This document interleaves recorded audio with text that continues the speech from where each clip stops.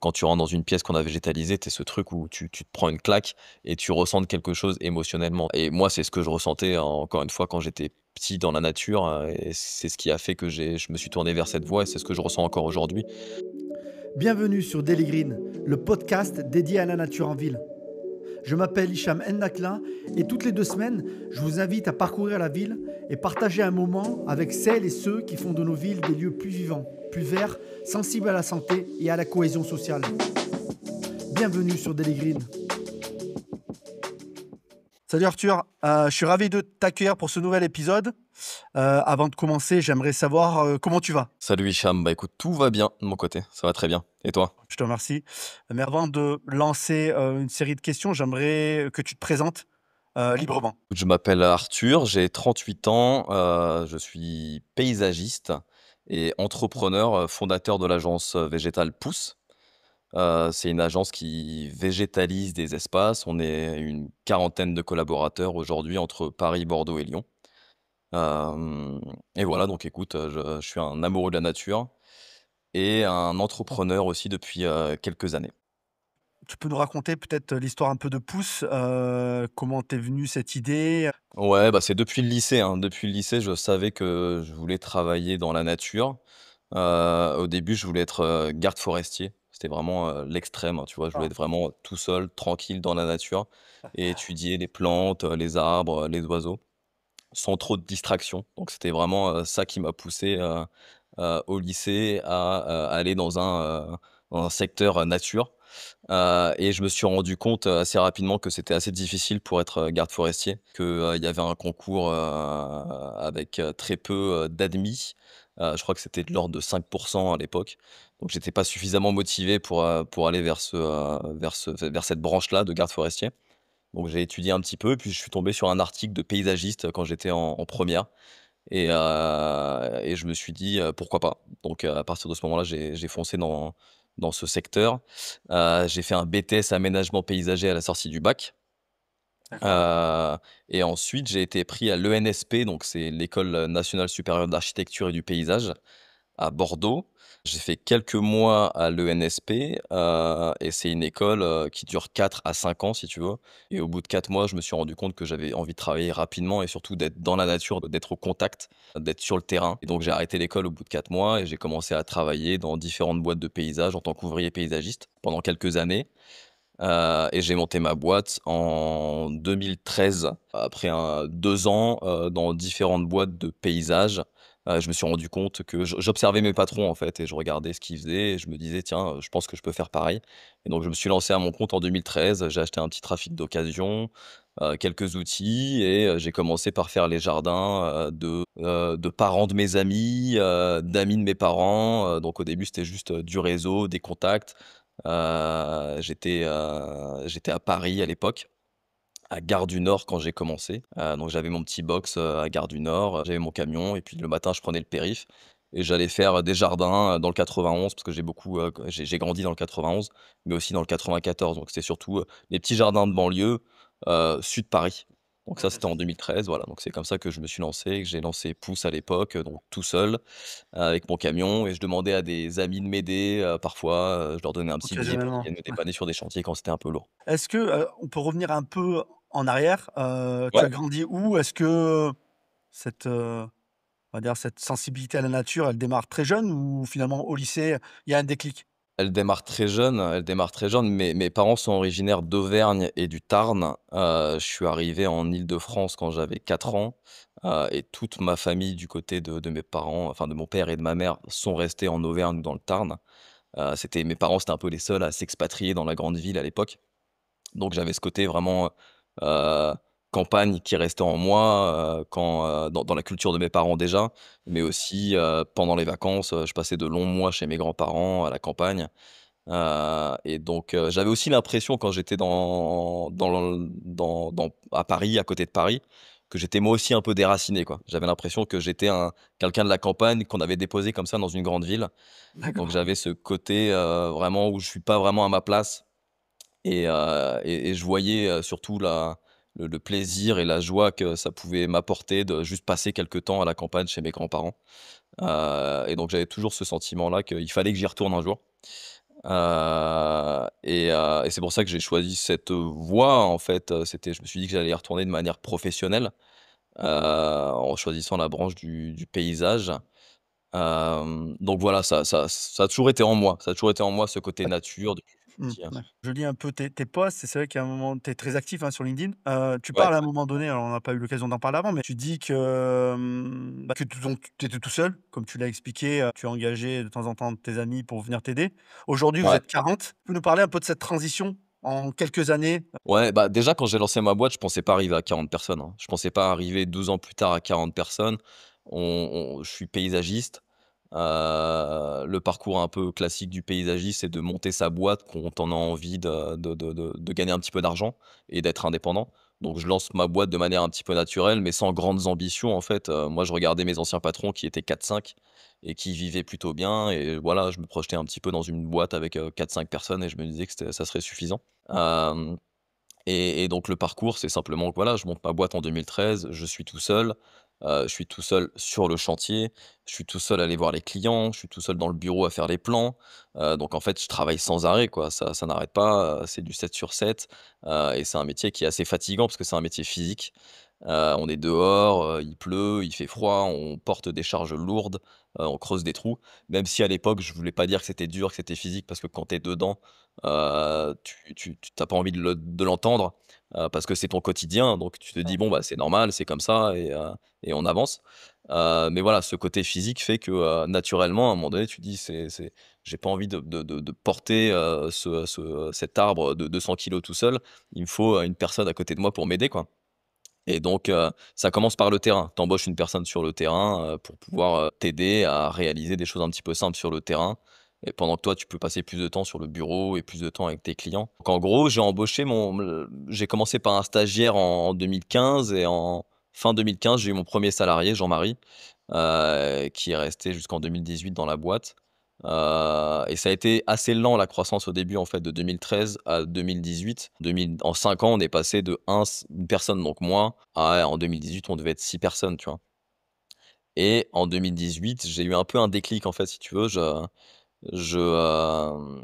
s J'étais un peu fatigué de ces 5 premières années et donc je suis parti au Portugal, parce que mon frère habitait au Portugal, il habite toujours au Portugal d'ailleurs et j'ai fait une pause où j'ai monté un resto avec mon frère au Portugal, que j'ai géré pendant 3 ans et j'ai laissé ma boîte à quelqu'un pendant que j'étais au Portugal. Et je lui ai dit: «Vas-y, gère la boîte, pendant que je suis pas là, on verra comment ça se passe, on verra si je peux, gérer à distance». Donc ça a été vraiment, catégorique en fait, si tu veux. Je suis passé de je suis là au quotidien à bosser 7 sur 7, de je suis à distance et puis je laisse les gens gérer ma boîte à ma place. Ça s'est pas très bien passé, c'était pas un paysagiste professionnel, heu je suis revenu au bout d'un an et demi pour pouvoir remplacer cette personne et puis, mettre des choses en place pour que ça fonctionne. Mais si tu veux, le fait de partir à distance, ça m'a permis de prendre de la hauteur, prendre du recul. J'ai commencé à beaucoup lire de bouquins sur, l'entrepreneuriat, sur le business, à regarder énormément de vidéos sur YouTube et c'est à partir de ce moment-là où je me suis dit: «Je suis plus un paysagiste, je suis un entrepreneur». Et c'est ce switch qu'il faut faire, en fait, si tu veux, même pour tous les artisans, toutes les personnes qui montent des boîtes. À partir du moment, le plombier, l'électricien, le maçon, il faut plus qu'il se perçoive comme, quelqu'un qui réalise, qui a les mains, qui réalise les choses et qui est manuel, mais il faut qu'il prenne de la hauteur et qu'il se voit comme un chef d'entreprise. Ouais, Et j'avais pas le choix, j'étais à distance et c'est ça qui a fait que en 2018, quand je suis parti, la boîte a vraiment commencé à fonctionner parce que je me suis dit: «OK, je suis chef d'entreprise, il faut que je délègue, il faut que je crée des process, il faut que je fasse attention à mon temps, il faut que je priorise». Et c'est là que ça a commencé à accélérer si tu veux à partir de 2018. comment tu le vois justement ce switch? Est-ce que c'est le fait d'être parti loin, d'avoir à un moment donné, délégué? Puisque tu as commencé une première délégation finalement en laissant ta boîte à quelqu'un, en lui Ouais, disant, et en même temps, tu as pas fait un break long, déconnecté de tout, tu restais dans l'entrepreneuriat. oui, oui. Comment elle se fait à un moment donné ce switch? Est-ce que c'est l'expérience ou c'est à un moment donné, voilà, on peut dire un déclic où tu te dis, «Je vais dans le mur parce que finalement je passe mon temps à travailler Ouais, et que j'arriverai pas tout seul»? ouais, C'est quoi? c'est C'est plus un peu ça. tout ça?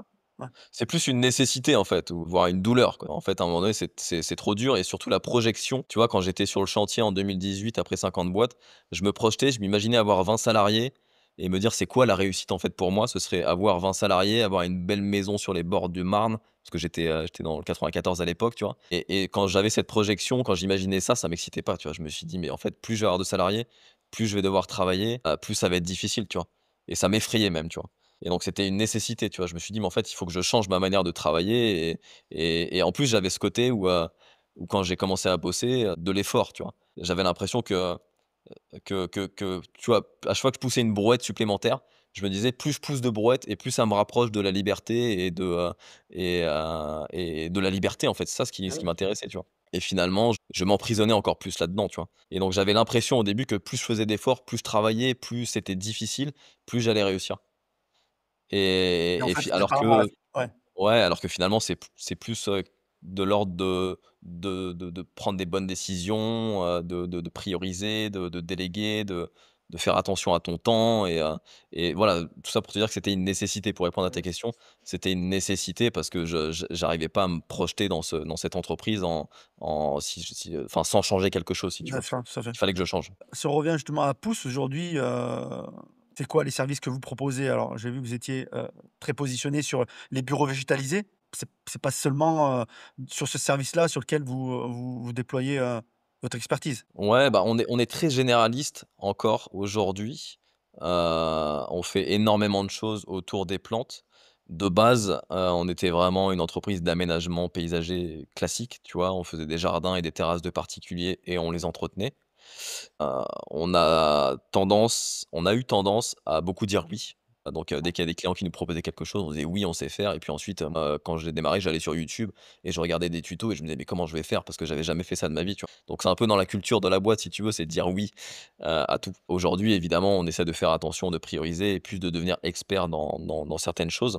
Mais aujourd'hui, pour répondre à ta question, ce que tu viens de citer, donc l'aménagement, la végétalisation de bureaux, c'est notre priorité. C'est là-dessus qu'on a envie d'aller. Donc végétaliser des bureaux, des hôtels, des restaurants, du retail aussi, des magasins, et ensuite les entretenir. Donc végétaliser l'intérieur, donc on est capable de faire des plantes en pot, des murs végétalisés à l'intérieur, mais aussi les extérieurs. Donc les extérieurs qui demandent beaucoup plus de savoir-faire parce que tu as, de la terrasse, tu as, de l'arrosage automatique, de la petite maçonnerie, des choses comme ça, quoi.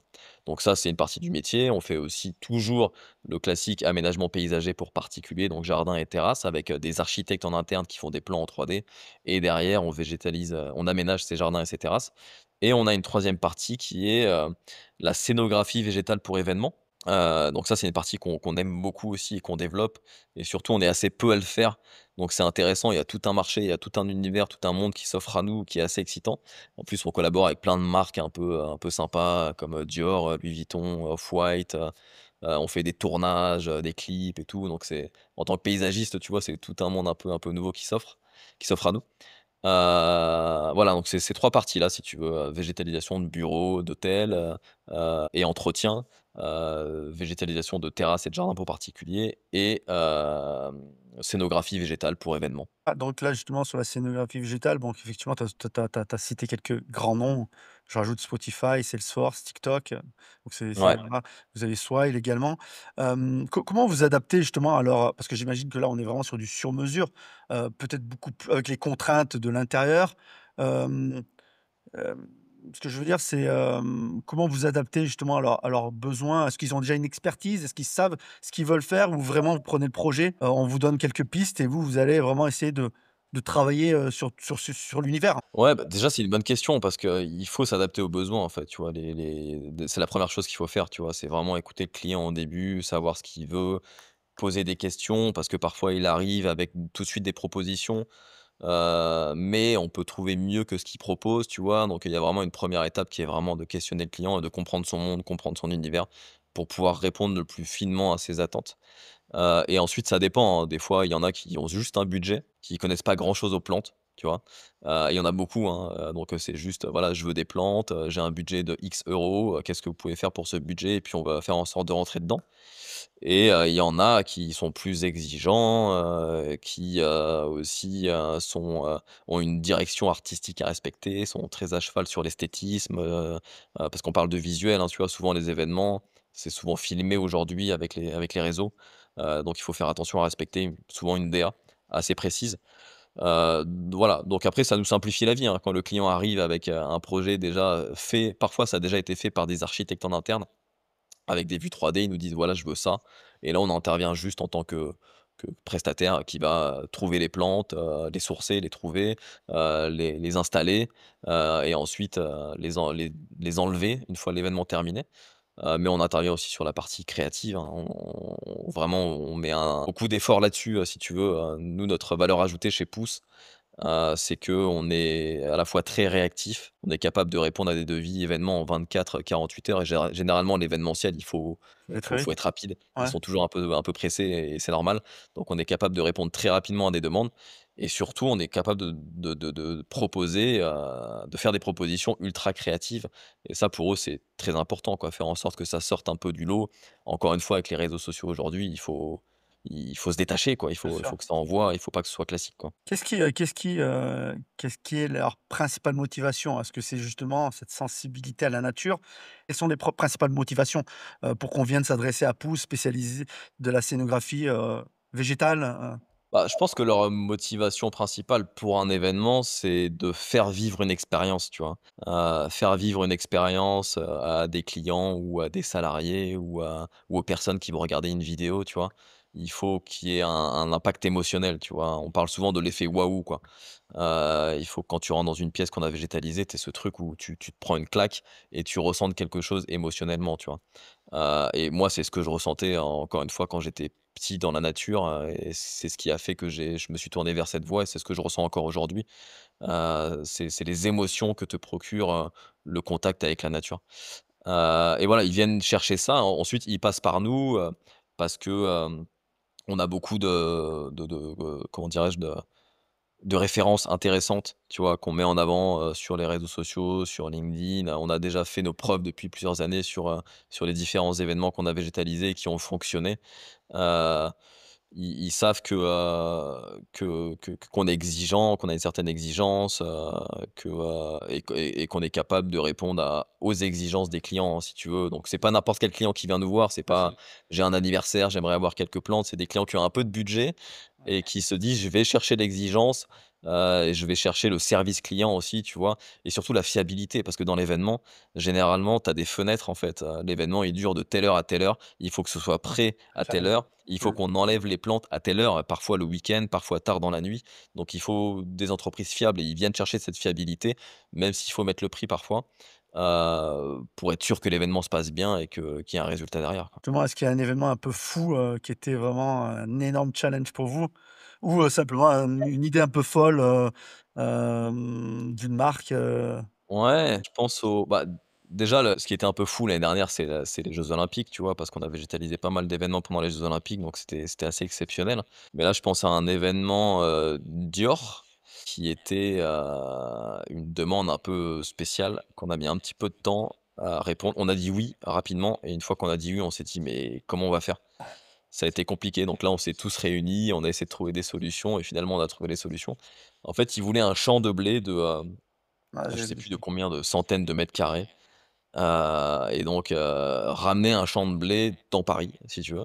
Voilà, donc une fois qu'ils ont dit ça, il fallait qu'on trouve des solutions, et on a finalement trouvé, une solution, c'était de prendre des plaques en mousse, des grandes plaques en mousse sur lesquelles on insérait, des tiges de blé, si tu veux, une par une, sur cette plaque en mousse pour créer un champ de blé, tu vois? Donc ça a été un travail d'orfèvre, dans les bureaux, pendant, 4 jours. Tu avais, 5 personnes qui étaient là, à juste remplir ces plaques en mousse, quoi. Est-ce que par exemple ce genre de alors on est sur de l'éphémère, mais est-ce que par exemple, il arrive que cette scénographie soit pérenne? C'est-à-dire que finalement on décide, de la garder parce qu'on a aimé et on se dit: «Tiens, bah, on va l'intégrer peut-être dans un espace bureau, pour pouvoir, continuer de la faire vivre». Est-ce que ça arrive ou finalement c'est vraiment de l'éphémère et on arrête après? Quasiment toujours, hein, ça arrive quasiment toujours. On jette pas grand-chose dans les événements. Déjà, on utilise beaucoup de plantes naturelles, des vraies plantes, si tu veux. Donc les plantes pour les événements, on les utilise 5, 6, 7 fois, et elles meurent pas, en fait, si tu veux. Même si jamais elles sont dans un mauvais état, c'est une personne de mon équipe qui va la prendre, va la mettre chez elle, va la bichonner et va faire en sorte qu'elle aille mieux, quoi. Donc on jette jamais les plantes, et même on est à Porte d'Ivry, si tu veux. et quand une plante va vraiment très mal et qu'on n'a pas de salarié qui veut la prendre, on la pose devant et tu as toujours quelqu'un qui va la récupérer au bout d'une demi heure ou au bout d'une heure. Et pour ce qui est de l'artificiel, c'est pareil. L'artificiel, on le stocke dans les bureaux, on enlève la poussière, on nettoie, on réutilise. Là, le champ de blé, on l'a encore dans les bureaux. Il me semble qu'on l'a réutilisé pour un événement, heu, mais on le stocke encore. On le stocke encore et on a de la chance d'avoir un bel espace, si tu veux, donc Rien n'est voilà. perdu quoi, en gros. Ouais, rien n'est perdu. D'accord. On jette évidemment, je vais pas dire qu'on jette Ouais. rien, ça arrive qu'on jette un petit peu et tout, mais même pour nous, économiquement, tu vois? C'est pas intéressant d'acheter et de jeter. L'idée de la location, comme toute location, c'est tu un objet et puis tu essayes de le louer un maximum de fois derrière, quoi. Justement, alors, parlons un peu des bureaux, puisque c'est un véritable enjeu aujourd'hui. On parle de bien-être au Mmh. travail, de Ouais, QVT, de ces choses-là. À la fois vient s'ajouter les bénéfices de la nature. C'est quoi les retours que tu as un peu de tes clients? Justement, je pense justement à un espace qui m'avait marqué, c'est l'espace que vous avez végétalisé chez Morning, avec une ouais. sorte de mini forêt, avec ces arbres à l'intérieur, qui donnent un aspect très luxuriant. C'est quoi un Mmh. peu les retours? Bah, i ouais, il y a de plus en plus de bureaux, hein. Il y a de plus en plus de bureaux déjà qui végétalisent. C'était pas le cas il y a quelques années. Je pense que ça a accéléré depuis le covid parce que, la motivation en tout cas des chefs d'entreprise qui décident de végétaliser leurs bureaux, c'est faire en sorte que leurs équipes se sentent bien dans les bureaux, ramener les équipes au travail. Il y avait aussi cet enjeu-là à une époque après le Covid avec le télétravail. Quel est l'intérêt d'être au bureau, si tu es dans un cadre qui est moins bien que chez toi, en fait, si tu veux? Faire en sorte que quand on est au travail, on se sente bien et même encore mieux que chez soi peut-être. Donc voilà, cette motivation, c'est surtout, une idée de culture d'entreprise, quoi. Faire en sorte qu'on se sente bien au bureau et donc ramener des plantes, en fait partie, quoi. Moi, je suis, juste, persuadé, que, le contact avec les plantes, et d'ailleurs, il y a énormément d'études scientifiques, il y en a de plus en plus depuis 30 ans qui prouvent ça augmente le bien-être. On se sent mieux au contact des plantes.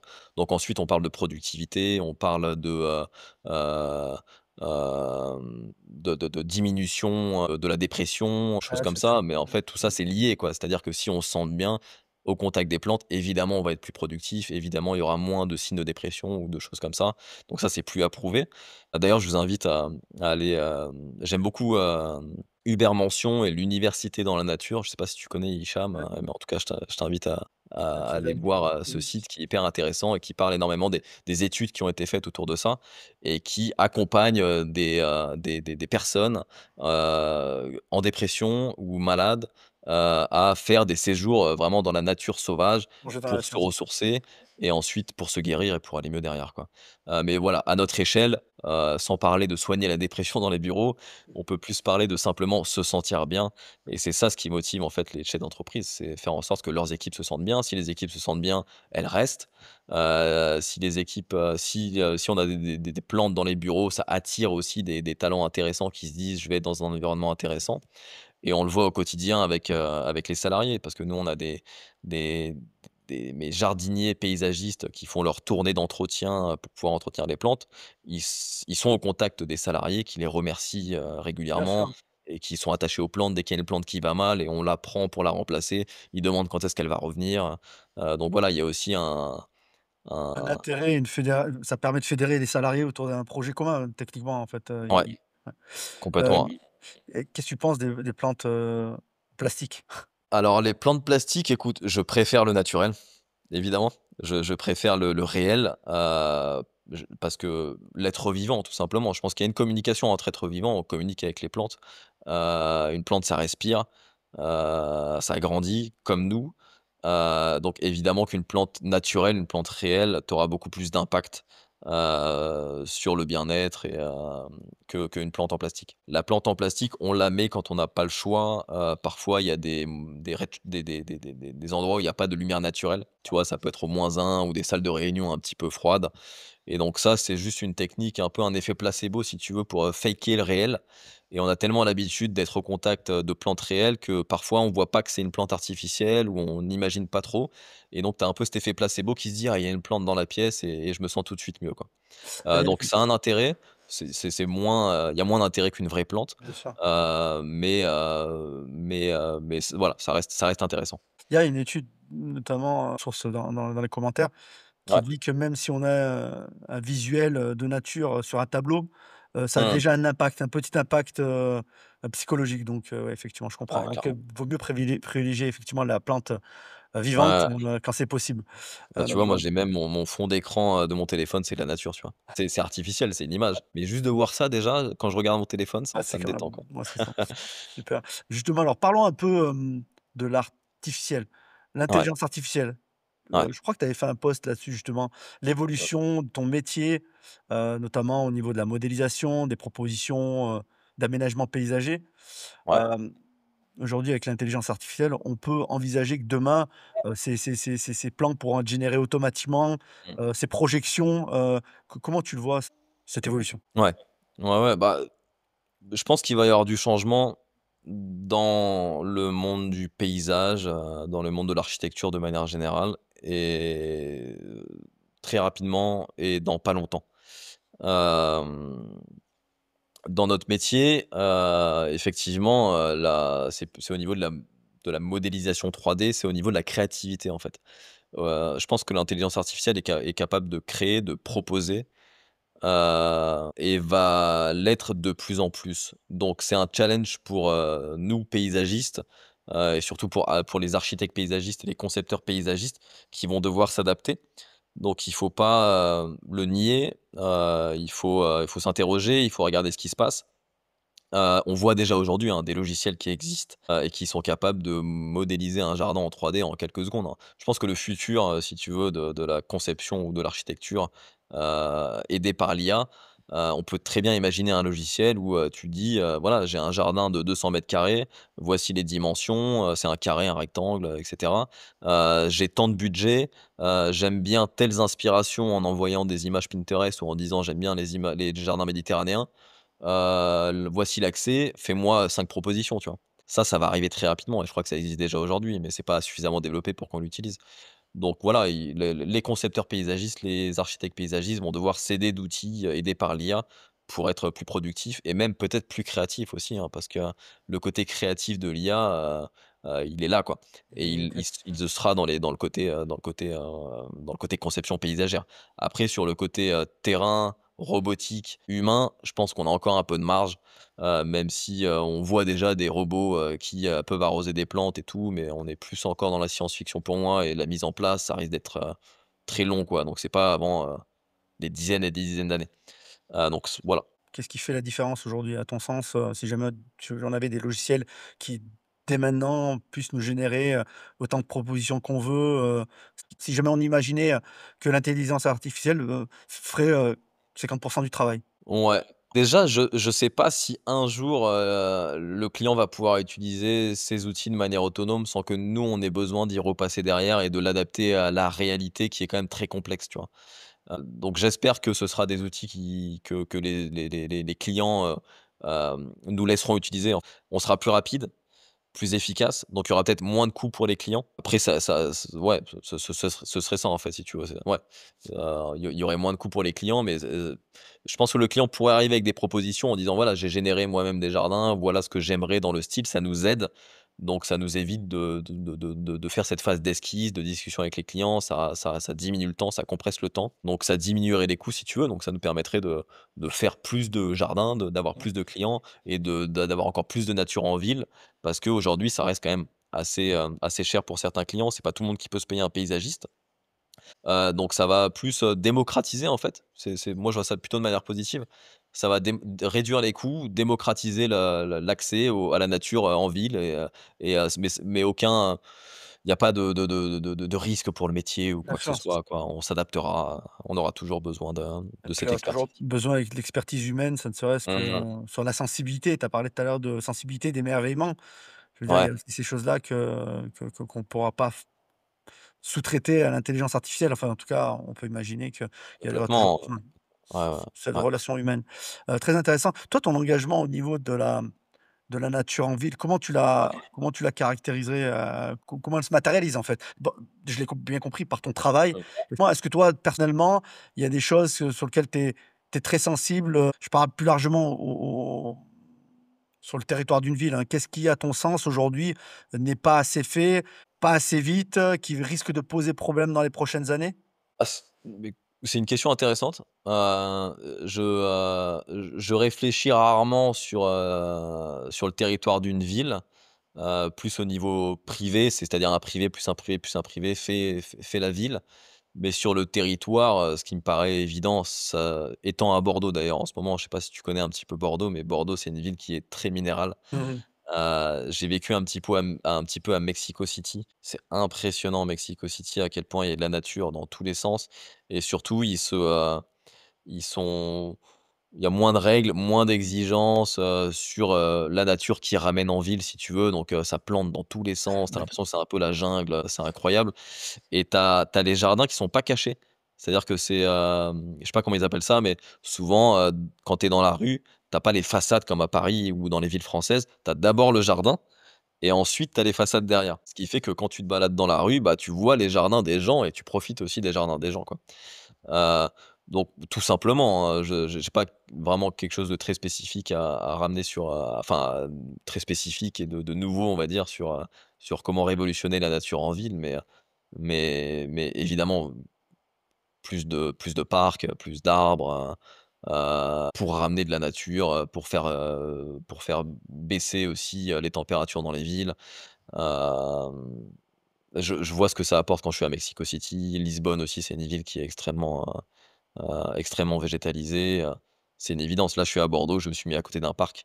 Je suis à côté du jardin public, j'ai l'entrée qui est à 20 mètres parce D'accord. que j'en ai besoin, tu vois? Je vois Heu, à quel point, c'est nécessaire pour moi et voilà et donc il y a des gens qui ont pas la chance d'être aussi proches de ces parcs, quoi, et voilà et ce serait bien intéressant de leur ramener aussi de la nature à ah, ces que c'est parcs-là. ça. C'est Ouais. hyper intéressant ce que tu dis sur Mexico, en gros, en fait, on a pratiquement décloisonné un peu la ville, quoi.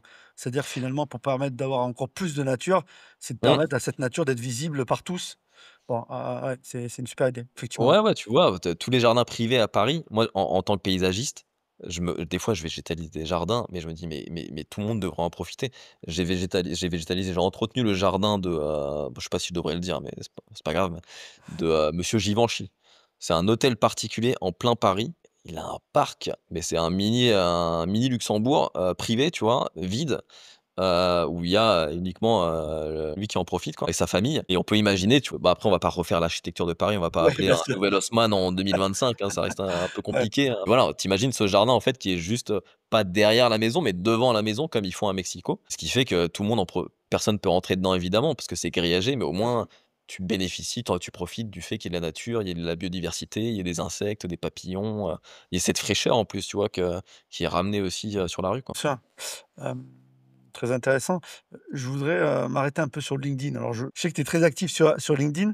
Ouais. Ce genre d'initiative, de réflexion, est vraiment intéressant de partager sur les réseaux parce que on Mmh. sent quand même que les gens sont de plus en plus sensibles à ces sujets-là, mais bien souvent, ont besoin de cas d'utilisation, ont besoin de cas concrets pour pouvoir se projeter. Moi, je le vois avec, ton entreprise. Toi, personnellement, j'ai vu aussi ton chargé de marketing avait fait pas mal de posts, justement, pour parler un peu de votre stratégie d'acquisition. J'avais trouvé ça hyper intéressant pour une société qui est spécialisée dans le paysage, d'utiliser justement à la fois les réseaux, mais aussi parler des outils technologiques que vous utilisez.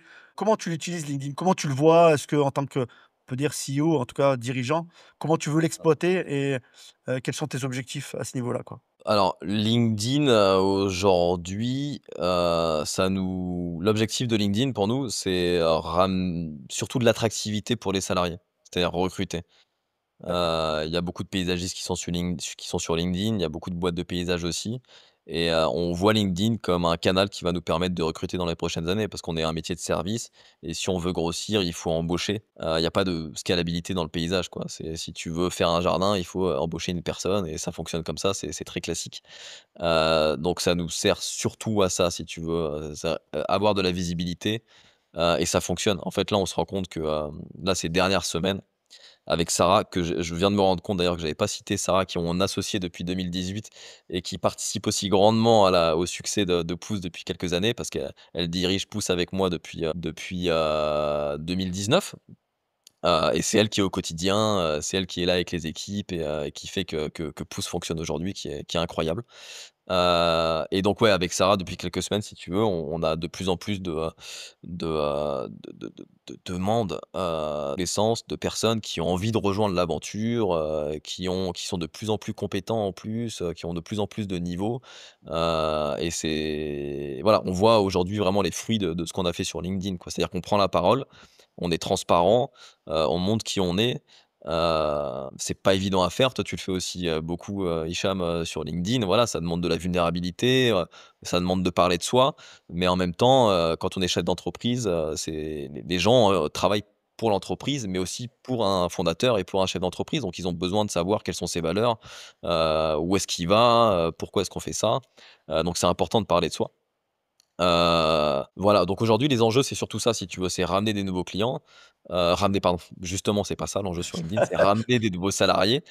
Ça fonctionne pas tant que ça en termes de clients, peut-être qu'on n'a pas trouvé la magie, si tu veux, mais ça fait de la notoriété, ça fait de la visibilité, ça ramène de la confiance aussi dans l'entreprise, même si on n'a pas de leads directs, qui viennent de LinkedIn, mais après, voilà, c'est jamais évident de savoir d'où ça vient, parce que peut-être que Ah, quelqu'un nous a vu sur LinkedIn et derrière, il a vu une pub sur Insta, il a tapé sur Google un truc, il est tombé sur nous, tu vois? Voilà, mais aujourd'hui, c'est vraiment en termes de ce qui les la marque retombées employeur, directes en qu'on fait. a, c'est, ramener ouais, attirer des nouveaux salariés, quoi. D'autres réseaux que vous utilisez? Instagram, je crois, puisque à la fois vous êtes Ouais. c'est très visuel, vos projets sont très visuels, très beaux. Mmh. Instagram, une stratégie particulière à développer? Bah, Instagram, là, justement, je me suis personnellement, je j'ai replongé dans Instagram, là, il y a quelques mois et je vais refaire, toute la direction artistique d'Instagram, donc ça va complètement changer, là, certainement, là, ça mi-juin, la semaine prochaine. Heu et là, ce qu'on uti ouais, on a de la chance, comme tu l'as dit, d'avoir un métier qui est hyper visuel, hyper esthétique, tu vois? On vend pas, je sais pas, des pompes à vélo ou des choses comme ça, quoi. Donc c'est quelque chose qui est hyper esthétique, hyper visuel, donc pour Instagram, c'est parfait, quoi. Heu, donc la stratégie qu'on avait, là, c'était de faire beaucoup de avant-après, qui est très Ouais, tendance, tu vois? ça marche bien. Voilà, tu as le truc direct où, voilà comment était le bureau avant, voilà comment il est après, ça fonctionne bien. Et là, aujourd'hui, on va beaucoup aller sur, encore plus sur l'esthétisme et sur le visuel. On va vraiment, maîtriser, les photos qu'on prend avec des photographes professionnels, vidéastes professionnels et plus montrer l'équipe et l'humain aussi, tu vois? Parce que c'est un D'accord. métier de service, c'est des gens qui vont chez toi, c'est des gens qui entretiennent tes plantes. Donc j'ai vraiment envie que les équipes soient mis en avant et se dire: «Je vais faire confiance à ces gens-là», tu vois? Même un architecte paysagiste, quand tu prends un architecte pour chez toi, tu as envie de connaître la personne pour D'accord. savoir si, elle est en accord avec tes valeurs, quels sont ses goûts, son style et cetera, tu vois? Donc, on va, voilà, encore mettre encore plus l'humain en avant sur Insta, quoi. C'est hyper intéressant, d'autant plus qu'il y a quand même un rapport, sur le long terme puisque vous faites de l'entretien. Donc Ouais. j'imagine que d'avoir déjà peut-être, en amont, du projet, les personnes avec qui on va, heu, donner l'accès à son intimité, mais presque quoi, Mmh. enfin, Ah, concrètement, on a même des clés, tu sais, on a des trousseaux de clés, chez Pouce avec, des dizaines et dizaines de clés de nos clients, quoi. Donc c'est quand même un niveau de confiance, qui est assez costaud, quoi. super. On arrive presque au bout de notre échange, mais j'ai 2 dernières questions. Déjà, tu as parlé d'entrepreneuriat, donc j'ai ressenti que tu étais, inspiré, enfin, YouTube t'avait inspiré, la lecture t'avait Mmh. inspiré. Est-ce qu'il y a un livre, qui a été pour toi, alors je vais réutiliser le mot déclic, mais un livre qui a fait, que ça y est, tu as opéré une sorte de switch en disant: «Ah ouais, là, c'est là où, les choses ont changé». Écoute, je pense à 2 livres, en fait. Oui, très bien. Je pense à 2 livres. En fait, c'est les livres que moi, je lisais pas beaucoup avant 2018, hein, tu vois? Mais j'ai vraiment commencé à lire en 2018 quand je suis parti et c'est un peu les 1ers livres que j'ai lus. J'en avais un, c'était Le pouvoir de l'instant présent, qui m'a beaucoup marqué, qui m'a permis de prendre du recul et surtout de donner du sens à mon métier, tu vois? Parce que, les plantes, pourquoi ça nous fait du bien? C'est la présence, en fait. Pour moi, c'est la l'archétype de la quand tu regardes un arbre, quand tu observes un arbre, tu vois? Tu vois un arbre qui est présent et qui se contente juste d'être là, si tu veux. Et donc quand tu es dans un bureau et qu'on est là, on a plein de choses en tête, on rumine et cetera, il y a plein de choses à faire. La plante te montre juste la voie à suivre de juste sois présent, respire et fais rien d'autre. Et tu as pas besoin de faire plus que ça, si tu veux. Donc il y a ce livre-là qui m'a beaucoup marqué sur le côté, quel est le sens de mon métier? Hem Et il y a un livre que j'ai beaucoup apprécié sur le côté plus entrepreneuriat pur, qui est, je me rappelle plus exactement, c'est un livre en anglais, je vais essayer de citer le titre en anglais qui était, il me semble, les, heu les 7 secrets, des gens qui réussissent tout ce qu'ils entreprennent. Voilà, je vais te le retrouver là, Ouais. ce sera plus simple. Je fais une petite recherche, mais ouais, c'est les 7 habitudes de ceux qui réalisent tout ce qu'ils entreprennent. Est-ce qu'il est Ce traduit livre, celui-là? il m'a ouais, Ouais, il t'a il m'a marqué. énormément marqué. Tu le connais? Ouais? Non, je connaissais pas. Ouais. C'est un livre qui est traduit, qu'on peut trouver en français pour ceux Ouais, qui ouais, on l'a en français. C'est Stephen R. Covey, Les 7 habitudes de ceux qui réalisent tout ce qu'ils entreprennent, Stephen R. Covey. Ah et donc c'est un livre qui parle vraiment de la responsabilité surtout, tu vois? Je pense qu'un bon entrepreneur, c'est quelqu'un qui est responsable et qui ne rejette jamais la faute sur les autres, même sur ses salariés et c'est un livre qui te responsabilise énormément, en fait, si tu veux. Si tu es dans une situation un peu compliquée, comme je disais en 2018, je voyais pas vraiment le bout du tunnel, je savais pas trop où j'en étais. Et voilà, la responsabilité, tu l'as, il y a des choses à faire. Ça parle beaucoup de proactivité aussi, mmh VS la réactivité, tu vois? C'est-à-dire que quand il t'arrive quelque chose dans la vie, plutôt que de réagir tout de suite, il faut être proactif, c'est-à-dire que tu reviens d'abord à tes valeurs et ensuite tu réagis, voilà, c'est un livre qui sur la responsabilité et je pense que chaque entrepreneur doivent être des gens, 100 responsables de ce qui leur arrive et c'est comme ça qu'ils vont pouvoir faire progresser leur entreprise. Imaginons maintenant, que tu dois convoquer 2 personnes, vivantes ou pas, à venir faire une balade avec toi dans un espace de nature que tu affectionnes. Qui c'est que qui c'est que tu solliciterais? J'en ai une en tête. Je vais essayer de trouver la deuxième. Vivante ou pas, tu m'as dit, ouais. Ouais, exactement. OK. Bon, tu fais des cuts, hein, donc Ouais, pas de problème, je franchement, il y a pas de réfléchis. souci. Ouais. Bah, écoute, je dirais la 1re qui m'est venue en tête déjà, c'est Georges Brassens. D'accord. Quand je te parlais de proactivité tout à l'heure, généralement, quand je suis un peu perdu, quand je sais pas trop comment réagir, je me demande comment Georges Brassens aurait réagi à ma Ah place, ouais, tu vois? excellent. Et Voilà. pourquoi? Quelque chose de particulier, avec Georges? Ouais, c'est j'apprécie ses bah, alors, j'aime beaucoup ses chansons, tu vois? Elles m'ont pas mal inspiré, elles m'ont pas mal accompagné pendant des années. Sa liberté, le fait il soit très loin des idéologies aussi, si tu veux. Hem, il y a plein d'événements même d'actualité dans le monde à chaque fois, je sais pas trop comment les prendre, et je me demande comment Georges Brassens aurait pris cet événement, tu vois? Et d'ailleurs, j'aimerais bien développer, tu sais, avec les IA maintenant, tu peux, avoir une chaîne WhatsApp, par exemple, qui serait un channel WhatsApp qui est Georges Brassens, tu vois? Et genre, je parlerai à Georges Brassens et je lui expliquerai un petit peu, mes tracas du quotidien et cetera et puis il Et me te dirait comment un répondrait. petit peu réagir aux événements, quoi. Donc voilà, je dirais Georges Brassens et la deuxième, mon grand-père. Je dirais mon grand-père qui est décédé, voilà, c'est pareil, tu vois? Il était de bons conseils, ça me ferait plaisir aussi de lui dire un petit peu où j'en suis aujourd'hui, et discuter avec lui, quoi. Merci beaucoup Arthur pour cet échange. Où c'est qu'on peut te retrouver? Où c'est qu'on peut te contacter? Ouais. Donne-nous un peu des informations sur, Bah, éc tout ça. ouais, bah, écoute, LinkedIn, hein, principalement, hein. Arthur Delrieux sur LinkedIn, voilà, donc n'hésitez pas à m'envoyer des messages en privé, j'y répondrai avec plaisir. Si c'est pas des messages de prospection, je réponds à tout le monde. Et sinon, pouce.fr, hein, si vous voulez en savoir un peu plus sur la boîte, allez sur, pouce.fr, POU2SE.fr. Il y a des demandes de devis, demandes de contact, vous voyez un petit peu tout ce qu'on fait, et voilà, donc plaisir d'échanger avec tout le monde. Merci et Et à très merci à toi, bientôt. Hicham. C'était un plaisir. Merci beaucoup Hicham, c'était hyper intéressant, ouais. À bientôt. À bientôt. Bye bye. Merci à vous de nous avoir écoutés. Si vous avez aimé cet épisode, n'hésitez pas à le partager et à nous laisser des étoiles, 5 de préférence sur votre plateforme d'écoute préférée. Enfin, afin de ne rater aucun épisode, inscrivez-vous à notre newsletter, newsletter.dailygreen.fr. Prenez soin de vous.